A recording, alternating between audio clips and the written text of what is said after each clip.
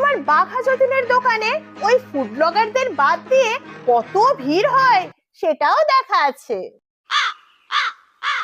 বলছি যে কাকা, অন্যের দোকান ছাড়ো, আগে নিজের দোকানের দিকে দেখো, নয়তো তোমার এই ভাঁটবাজির চক্করে তোমার দোকানের সেল বাড়বে না, দোকানই সেল হয়ে যাবে। এখন আমি হেলমেটটা খুলে আমাকে সেলফি তোলার জন্য 1-150 লোক অটোমেটিক চলে আসে। তাই নাকি? তার রাস্তায় যদি শিম্পাঞ্জি ঘোরাঘুরি করে তাহলে তো মানুষ তার সাথে সেলফি নেবেই।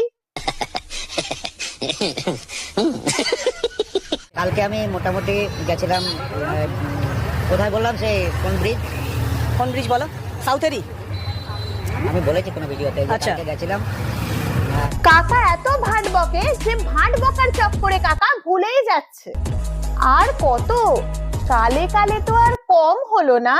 ঠিক ঠিক ঠিক ঠিক। জেনে এসে নতুন কোনো ডায়লগ, একদম নতুন ডায়লগ শুরু করেছি। আচ্ছা বলো। यहाँ भी होगा वहाँ भी होगा, अच्छा अब तो सारे जहाँ में होगा, क्या मेरा ही जलवा मेरा ही जलवा मेरा ही जलवा। शाबाश।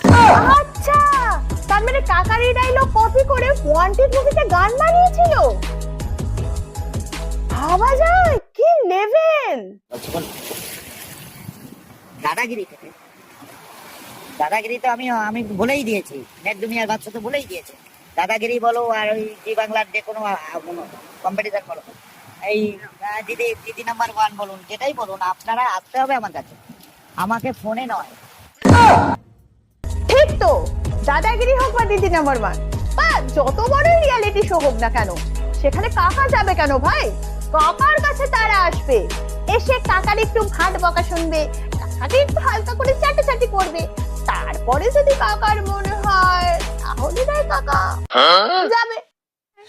ওকে। আরে কাকা মানে তো টিআরপি। হ্যাঁ, টিআরপি, তার কাটা রাস্তার পাগল, ফুল ফর্ম। স্বয়ং কৃষ্ণের মতো আবির্ভাব হয়েছে ডিজে অরুণ পৃথিবীতে, যতদিন থাকবে কৃষ্ণের মতো জীবনযাপন করবে। কি? কৃষ্ণ?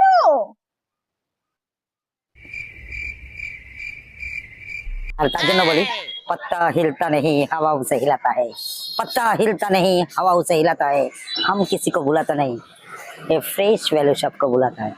আর तुम्हारा ही फेस देख के कुत्ता सा चिल्लाता है।